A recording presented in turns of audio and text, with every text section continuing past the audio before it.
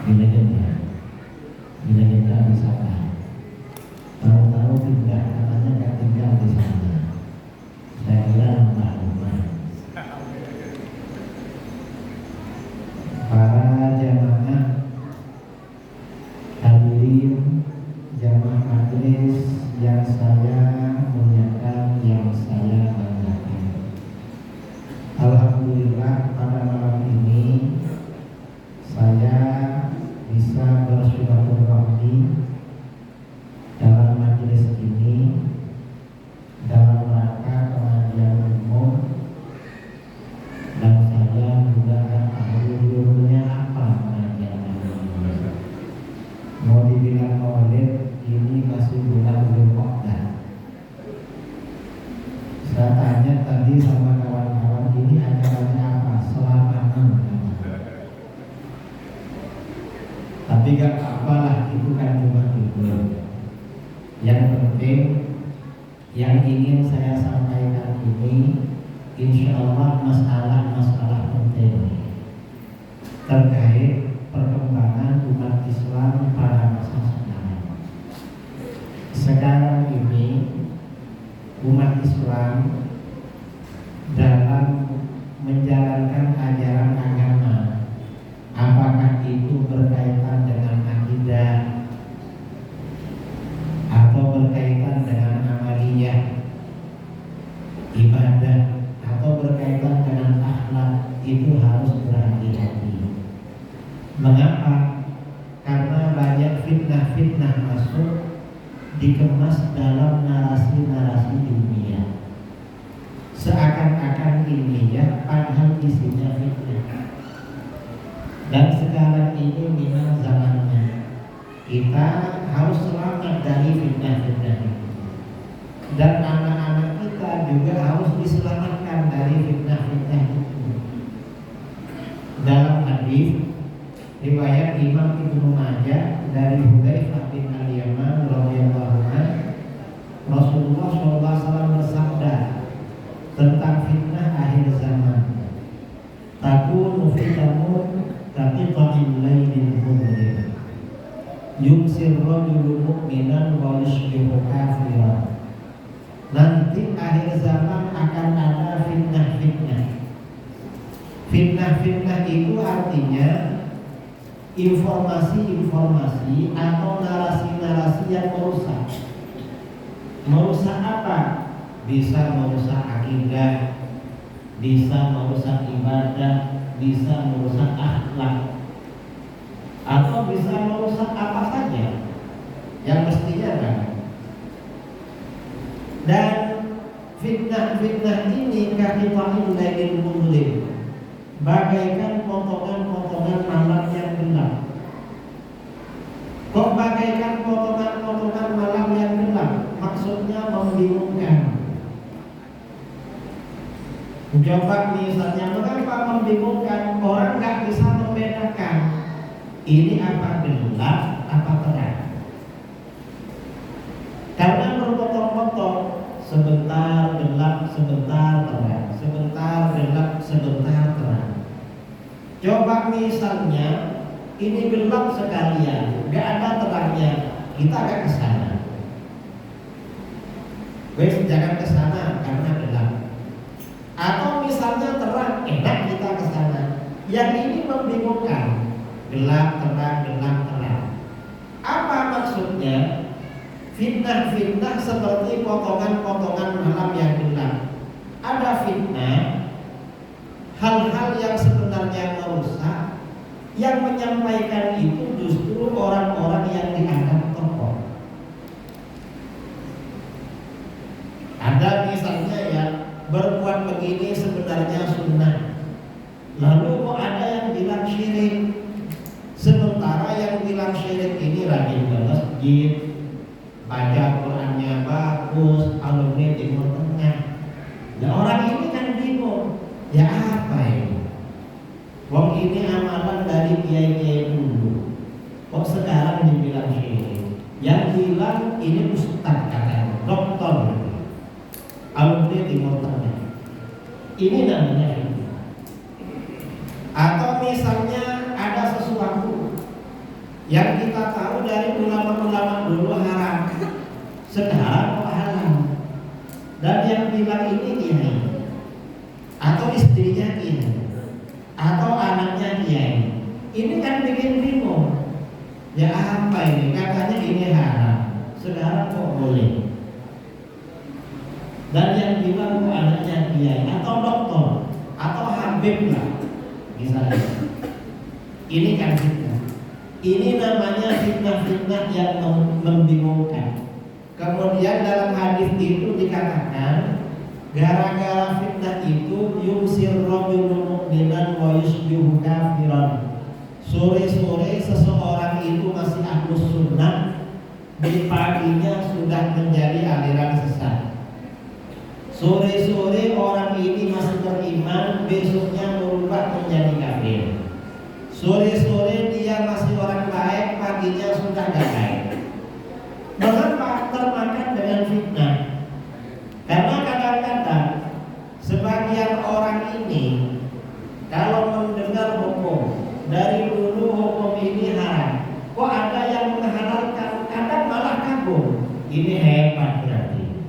Mengapa? Wong dari dulu sudah haram, ini kok bisa halal, berarti hebat. Padahal bukan hebat, namanya ini fitnah namanya. Pas yang dulu disalahkan, yang timpang itu malah dibilang hebat, ini fitnah. Kalau misalnya ada perkara haram lalu dihalalkan, ini kan berubah menjadi kafir. Yang percaya kafir juga itu. Na'udzubillah min. Ini bahayanya.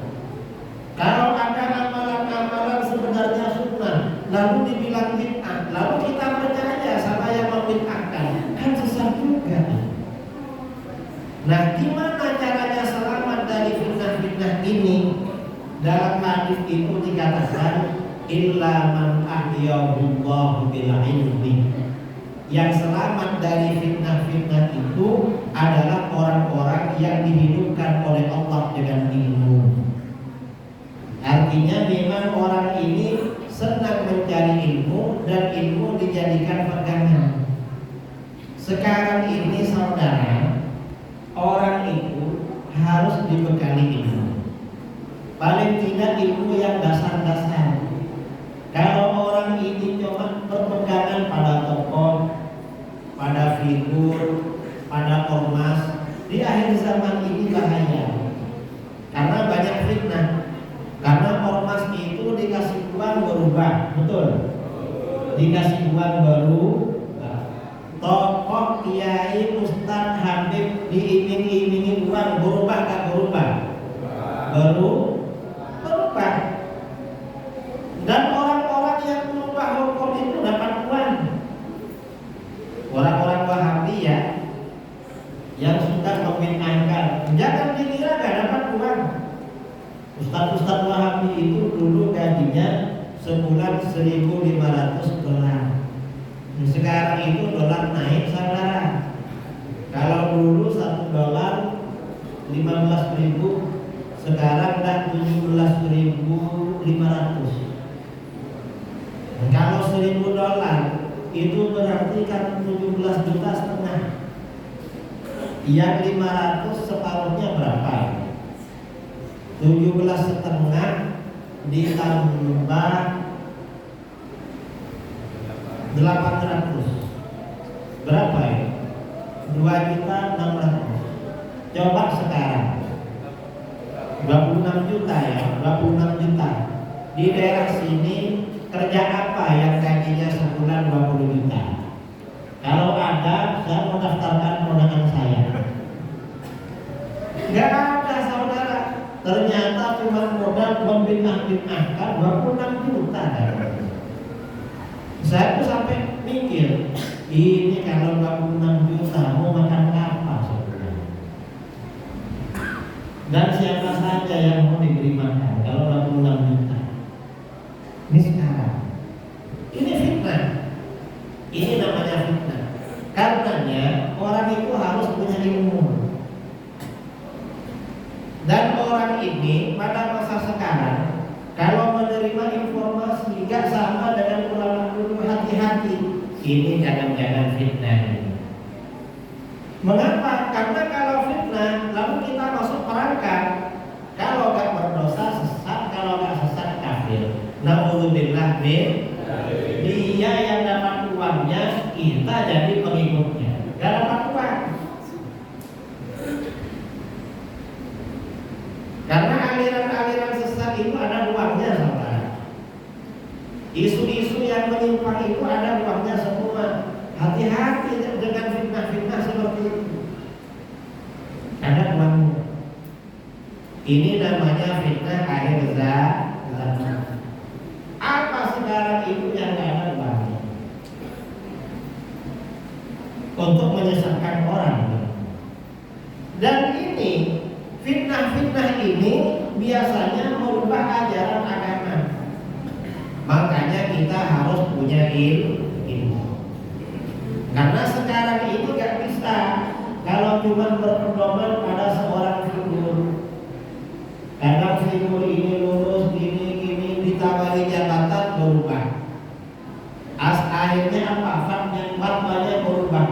Dulu bilang haram, setelah punya jabatan bilang halal. Ada apa enggak? Ada. Ada. Ini perlunya berhati-hati. Makanya kita ini hidup harus istiqomah, konsisten mengikuti ajaran Ahlus Sunnah wal Jamaah. Nah, tantangan Ahlus Sunnah ini yang paling besar di negeri kita satu Wahabi, yang kedua Syiah, yang ketiga kelompok liberal. Ya, kelompok nasab-nasab ini masuk liberal ini sebenarnya, masuk di situ karena sama dengan liberal, tidak mengakui otoritas para ulama. Kelompok nasab-nasab, kita gak usah ikut-ikutan kelompok nasab-nasab. Kita yang penting memikiri nasib. Gak usah ngurus nasab, ngurus nasib. Nasib apa? Nasib dunia akhirat. Ingin di dunia sejahtera, di akhirat masuk surga. Amin Allahumma amin. Setuju? Ya harus setuju memang. Sekarang ini ya, ini kalau fitnah Wahabi. Fitnah Wahabi ini masih sampai sekarang. Cuma untungnya tahun kemarin ada tokohnya yang game over, meninggal dunia, alhamdulillah. Ya, mudah-mudahan tokoh yang lain segera menyusul. Tapi ya kalau belum waktunya mati gak mati, saudara. Semuanya takdir. Jadi alhamdulillah. Nah, ini orang-orang Wahabi ini suka membolak-balikkan hukum. Yang sunnah dibilang bid'ah, yang boleh diharamkan. Karenanya kita ini perlu hati-hati. Apa contohnya hukum-hukum yang dibolak-balik sama mereka? Kita ini agar punya wawasan, yang sedikit punya wawasan. Ini biasanya berkaitan dengan orang haji. Tanda-tanda Ahlus Sunnah wal Jamaah adalah senang ziarah kubur. Kalau orang Wahabi biasanya gak suka ziarah kubur. Makanya kata para ulama dulu, tanda-tanda ulama Ahlus Sunnah wa kuburuhum muzaratuh. Kuburan para ulama Ahlus Sunnah selalu diziarah. Tapi kalau kuburannya Ustadz Wahabi, ramai yang ziarah, alias tidak ada. Kalau mereka bilang, kata mereka apa? Itu kuburan wali songo ramai, itu perbuatan syirik. Enggak syirik. Orang Wahabi ini melarang ziarah kubur. Mereka gak mau ziarah kubur. Dan katanya jangan sering-sering, ziarah kubur sekali-kali aja. Biasanya umat Islam di Indonesia ini ziarah kubur itu 2 kali. Ada menjelang puasa, ada ketika awal hari raya. Itu protes, kok mau puasa ziarah kubur, mana dalilnya? Nanti ziarah kubur hari raya protes lagi. Apa kata mereka? Hari raya ini untuk bersenang-senang. Loh kok ke kuburan? Ini kan maunya bersusah-susah, bersedih-sedih. Padahal orang ziarah kubur gak ada yang sedih. Mengapa? Bapak ibunya, anak-anaknya semuanya pakai baju baru. Sekarang itu orang ke kuburan gak ada yang sedih. Oh kadang-kadang di kuburan masih selfie-selfie. Betul. Coba sedih kan gak selfie. Habis itu nanti fotonya jadi status. Betul. Gak ada yang sedih. Mereka ini lalu mereka tanya dalil, mana dalilnya ziarah kubur hari raya? Mana dalilnya ziarah kubur menjelang puasa? Jangan tanya dalil. Rasulullah SAW di dalam riwayat Imam Muslim, ziarah kubur itu hampir tiap malam.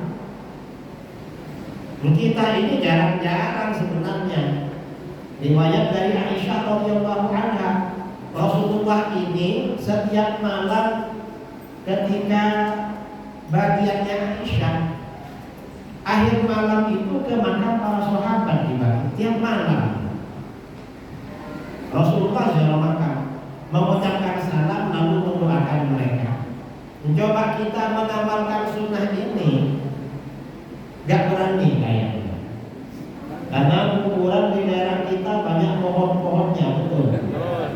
Dan biasanya gelap. Kalau di Madinah dibagi kan gak ada pohon nih.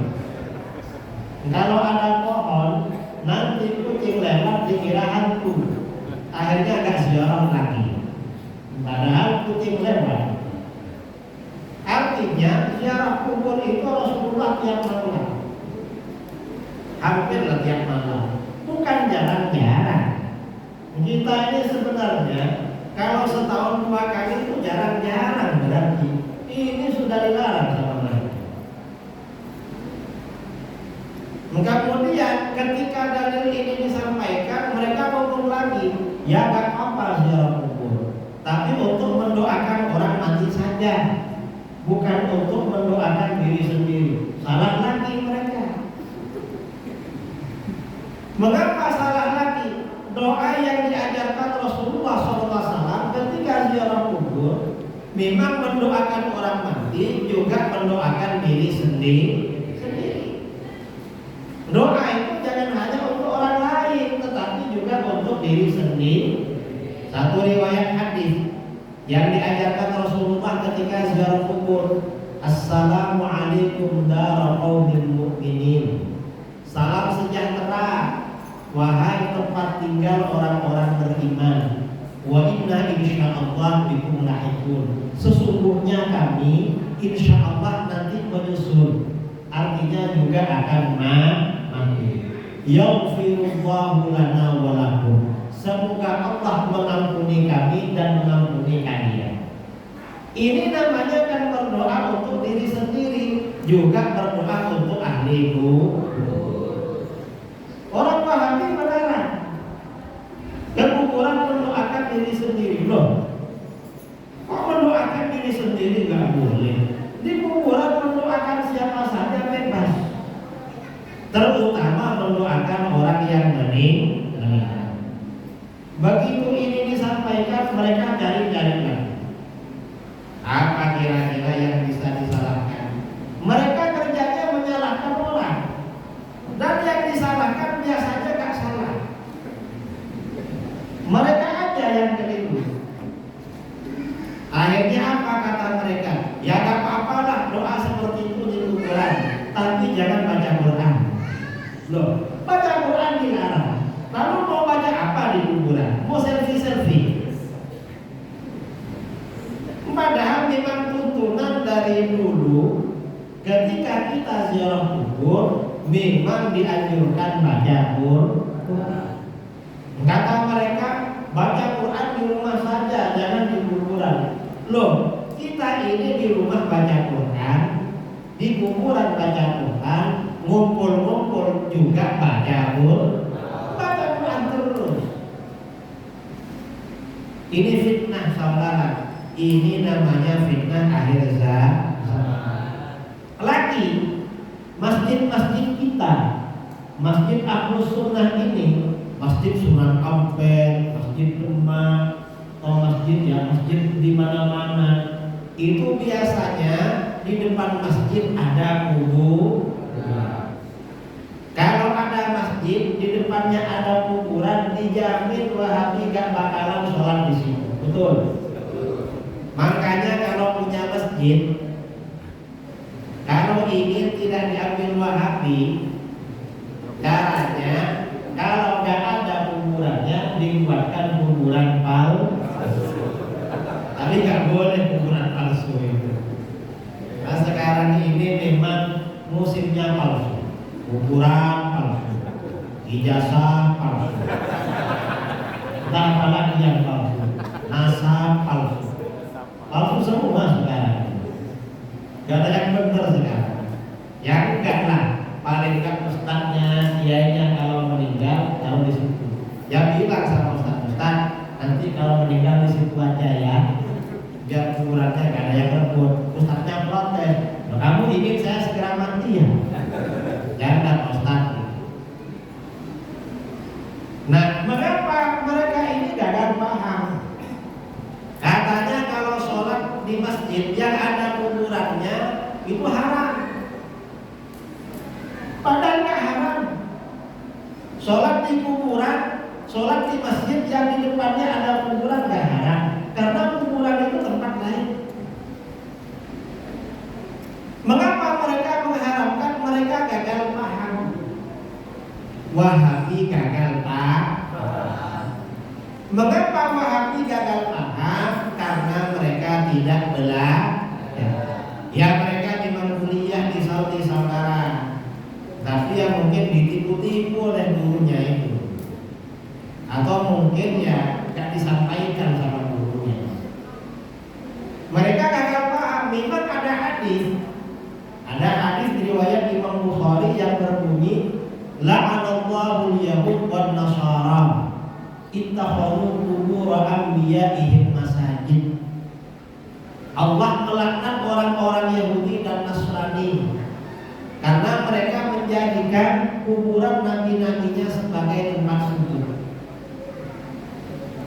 Nah, ini Yahudi Nasara beda dengan kita. Yahudi Nasara dilaknat oleh Allah karena mereka kalau sholat niatnya memang menghadap ke kuburan.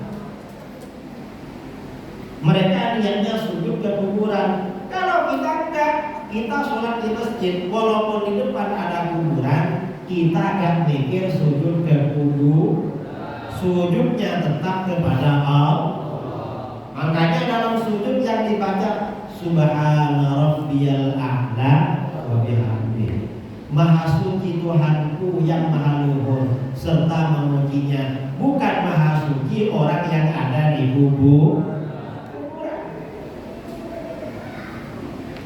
Wahabi larang.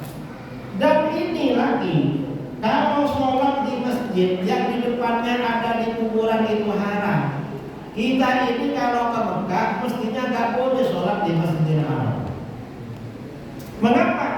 Di dalam kitab-kitab hadis di Masjidil Haram itu ada kuburannya Nabi Ismail, ada kuburannya Siti Hajar, ada kuburannya sekitar 300 para nabi, ada kuburannya anak cucu Nabi Ismail.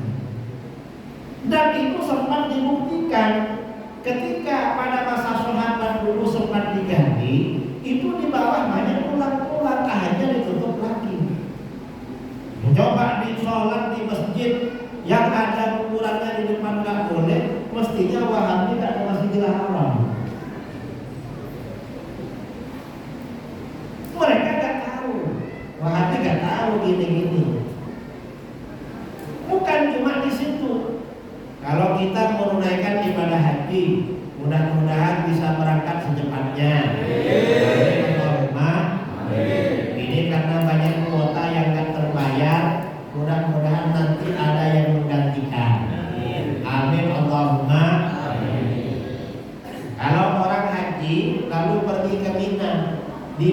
itu ada namanya Masjid Al-Khaif. Dalam hadis riwayat Imam Al-Bazzar sanadnya sahih dari Abdullah bin Umar radhiyallahu anhu, Rasulullah SAW bersabda, "Fi Masjidil Khaif qubira sab'una nabiyyan." Di Masjid Al-Khaif telah dikubur 70 para nabi. Kata Rasulullah, di Masjid Khaif kuburannya 70 para nabi. Kita suruh sholat di situ. Di situ ada kuburan, dan apa? Mengapa? Karena kita sholat ketika sujud niatnya tidak bersujud kepada ahli bersujud tetap kepada Allah. Ini perlu diterangkan karena Wahabi suka ngarang. Nanti ngarang-ngarang orang lain disyirik. Na'udzubillah min. Kemudian lagi ini yang juga krusial, kaitan dengan kuburan. Kita ini kalau ziarah kubur tujuannya kan macam-macam. Kalau kita ziarah makam orang tua dan orang tua kita memang bukan orang wali, orang biasa-biasa, walaupun wali mungkin cuma wali murid, bukan waliullah, maka kita ke situ tujuannya kan baca Quran lalu mendoakan, kan begitu. Tapi kalau kita ziarah makam para ulama, ziarah makam para aulia, misalnya Wali Songo, atau misalnya ke makam Habib Luar Patan, atau misalnya makam apa itu nih namanya itu, Mbah Priok ya, Habib Mbah Priok, atau di mana-mana, itu kan juga ada tujuan tabarruk. Tabarruk itu artinya mencari keberkahan. Apa maksudnya mencari keberkahan? Kita berdoa di samping makam itu, berharap diaminkan oleh yang waliullah itu agar doa kita cepat terkabul. Itu namanya tabarruk. Kata Wahabi syirik, itu jelas tidak syirik. Mengapa tidak syirik? Tabarruk ini memang ajaran Islam Ahlus Sunnah wal Jamaah. Gak syirik saudara. Karena kita minta didoakan. Mengapa minta didoakan? Dalam keyakinan umat Islam, keyakinan Ahlus Sunnah wal Jamaah, orang yang sudah meninggal itu sebenarnya masih hidup dan hidup di alam barzakh. Para wali, para ulama yang hidup di alam barzakh itu makamnya lebih kuat, lebih tinggi daripada yang hidup di alam dunia. Karena kalau yang di dunia, kiai dimintai doa kadang lapar, gak khusyuk. Kadang kekenyangan bantu-bantu kiai. Kadang kejahatanbantu-bantu. Tapi kalau sudah yang ada di alam kubur, hidupnya lebih sempurna. Dia sudah gak makan, gak minum, gak ada ngantuk, gak ada apa-apa, lebih kuat. Karenanya kita berdoa di situ namanya tabarruk. Dan mereka hidup memang, cuma hidup di alam barzakh. Ini ada ulama ya, ada ulama namanya Imam Abu Umar Muhammad bin Ahmad bin Qudamah Al-Maqdisi. Beliau lahir abad ke-6, wafat abad ke-7, awal abad ke-7. Terkenal waliullah. Suatu ketika ada muridnya ngaji di kuburannya baca Quran. Pas di tengah-tengah ayat keliru bacanya. Langsung mendengar suara gurunya dari alam kubur ditegur, salah bacanya, ulang. Terkejut dia, loh kok suara guru? Dan kisah ini terkenal, dapat beberapa hari beliau meninggal. Artinya apa? Orang ahli kubur itu mendengar suara orang yang masih hidup. Makanya kalau kita ziarah kubur, kita mengucapkan salam, itu menjawab itu. Dalam hadis-hadis menjawab, Assalamualaikum dara qaumin mu'minin, waalaikumsalam warahmatullahi wabarakatuh. Dijawab. Dan kalau kita kenal ketika masih hidup, mereka kenal kita. Ada yang nanya, Kiai, kalau mereka memang menjawab, kenapa kita tidak dengar jawaban mereka? Mau mendengar jawaban Gak mau. Kalau ziarah kubur sendirian mau mengucapkan salam, ingin mendengar apa enggak? Gak ingin. Mengapa gak ingin? Kita ini cinta dunia, saudara. Kita ini gak ingin tahu alam barzakh. Dikiranya kalau mendengar diajak mati. Padahal kalau belum waktunya ya gak mati-mati. Nah kita ini karena takut. Tapi kalau yang seperti itu ya, itu harus orang soleh. Karena orang soleh ini ruhaniyahnya kuat, itu gak apa komunikasi. Kadang-kadang sebagian orang soleh itu berbicara langsung dengan orang lain. Sebagian orang-orang soleh, dan dia gak apa-apa. Ya kalau kita ya gak berani. Kadang-kadang kalau gak ada orang di kuburan tolak-tolak. Walaupun suara HP-nya dikira suara dari kuburan jadi merinding. Mengapa? Karena kita ini bukan orang soleh dan takut nanti. Kalau orang soleh malah ingin bicara dengan ahli kubur. Nah, ini tabarruk. Dan tabarruk ini ya, berdoa di kuburan memang mempercepat terkabulnya doa. Yang penting tahu caranya kan. Dan ini banyak kejadian dari dulu-dulu. Orang punya hajat ziarah makam orang soleh dimudahkan oleh Allah. Karena barokah. Ini yang terakhir yang cerita. Ada kawan di pondok masih kerabat dengan saya. Sekitar tahun 2003. Waktunya menikah, dari jodoh kemana-mana gak ada yang jodoh. Karena dia ustaz orangnya alim. Ini. Karena bingung, bulan Sya'ban pulangan dari pondok ziarah ke makam salah seorang waliullah di Jombang, Mbak Sayyid Sulaiman bin Abdul Rahman Al-Syaiban, menghatamkan Quran. Suatu sore menjelang maghrib hujan gerimis, dia sendirian baca Quran. Tiba-tiba ada 3 orang datang. Yang 2 orang suami istri sudah agak tua. Satunya sepertinya putrinya masih gadis. Karena gak sengaja melihat, mungkin merasa cocok, langsung berdoa kepada Allah, apa mungkin ini kiriman buat saya. Kalau ini memang jodoh saya, mudahkan berjumpa secara halal. Dengan barokahnya waliullah ini, kabulkan ya Allah doaku. Hai waliullah, aminkan doa saya kepada Allah. Dan habis itu bulan Syawal kembali kepada sampai di pondok, kawannya memanggil muridnya Ustaz, sini. Apa?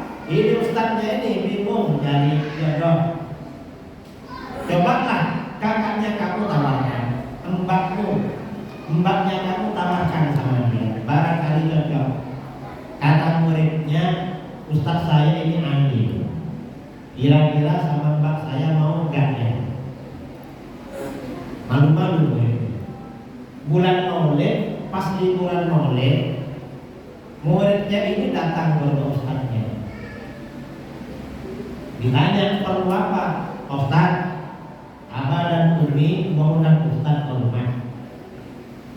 Loh, undangan apa? Saya gak biasa ceramah. Bukan Ustaz, bukan untuk ceramah. Undangan apa? Kebetulan mbak saya lagi pulang juga dari kota. Mungkin Ustaz ingin tahu dan gratis. Kalau cocok, alhamdulillah. Gak cocok, gak ada masalah. Karena ini billahi ta'ala. Akhirnya Ustaznya datang. Setelah datang, Ustaznya duduk di ruang tamu. Yang gadis ini mengeluarkan minuman. Hanya cocok, kemudian lamar menikah. Setelah menikah, ngobrol-ngobrol sama istri. Apa? Saya ini waktu bingung dulu cari istri. Ziarah ke makam saya sudah ini. Suatu sore hujan gerimis menjelang maghrib. Saya baca Quran sendirian. Tiba-tiba 3 orang datang. Yang 2 orang suami istri sudah tua. Satunya mungkin putrinya masih gadis. Saya berdoa pada Allah, saking inginnya kawin, ya Allah barangkali ini jodoh saya. Tapi saya nggak tahu orang mana. Lalu istrinya tanya, Mas, itu kapan? Kemarin menjelang puasa. Tanggal berapa? Diingat-ingat. Tanggal sekian.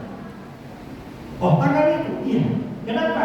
Kalau tanggal itu saya. Sama apa dan ini. Memang waktu itu ada orang ngaji satu orang, tapi nggak tahu siapa. Itu saya deh. Kamu ngapain ziarah? Ya itulah apa dan ini ngajak ziarah, berdoa pada Allah, mudah-mudahan cepat dapat jodoh. Akhirnya dapat jodoh. Kemudian habis itu saya menjadi dosen di UIN tahun 2009 jadi dosen. Kebetulan ada 2 kelas itu mahasiswi semua. Saya waktu itu, saya kalau masuk 2 kelas ini paling ganteng karena gak ada mahasiswanya, mahasiswi semua. Saya ganteng sendiri. Akhirnya apa? Saya cerita ini kisah ziarah kubur ini mempercepat terkabulnya doa, termasuk perjodohan. Akhirnya apa? Saya kalau ngajar itu seperti konsultan. Karena anak-anak mahasiswa itu tanya apa saja, masalah pribadi, masalah orang tuanya, sering nggak tanya pelajaran. Mungkin kamu ustaz. Setelah dapat beberapa bulan, ketua kelas 2 kelas datang. Ada apa, Pak Ustaz? Ini sebentar lagi kan libur kuliah. Terus ini teman-teman minta waktu 1 minggu sama Pak Ustaz. Waktu apa? Kami sudah sewa bis 2. Cukup 2 kelas. Untuk apa? Mau ziarah Wali Songo.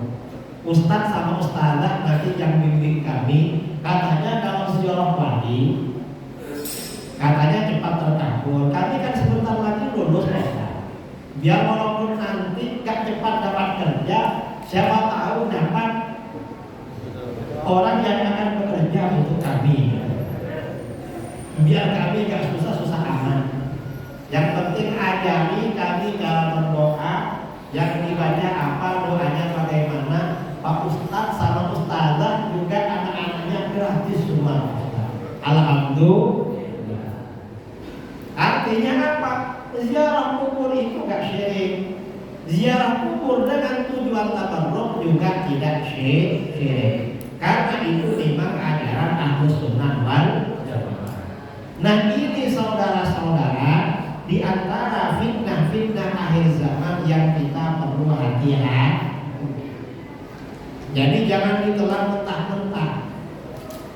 Ada apa-apa, ada informasi atau ada ajaran, kalau nggak masuk akal atau walaupun itu dari siapa, dari kiai, dari hakim, hati-hati. Mengapa? Karena kadang-kadang walaupun kiai, kalau ikut hawa nafsu, nggak benar yang disampaikan. Na'udzubillah min. Karena sekarang ini musiknya ini juga ya masalah nasab, kita nggak perlu ikut-ikut kelompok yang membahas nasab. Kita ini cukup mengurus nasib dunia akhir. Ya pokoknya kata para ulama, habib-habib itu nasabnya saja sudah. Baik itu. Kalau ini bukti ilmiah. Kita ini mana tahu ilmiah kan enggak, kok cuma dia yang ngomong kan jelas. Enggak ada yang ilmiah itu yang bahas-bahas. Itu semuanya akal-akalan alias ngakali. Kita jangan terpengaruh orang-orang yang ngakali. Kita ini tetap istiqomah di dalam ajaran Islam Ahlus Sunnah wal Jamaah. Mudah-mudahan hajat kita dimudahkan oleh Allah, dikabulkan oleh Allah. Yang punya hutang segera lunas. Anak-anak kita jadi orang soleh dan solehah, dimudahkan rizkinya, dimudahkan jodohnya. Kemudian yang sakit diangkat penyakitnya oleh Allah. Amin Allahumma amin. Wabillahi taufiq wal hidayah. Assalamualaikum warahmatullahi wabarakatuh.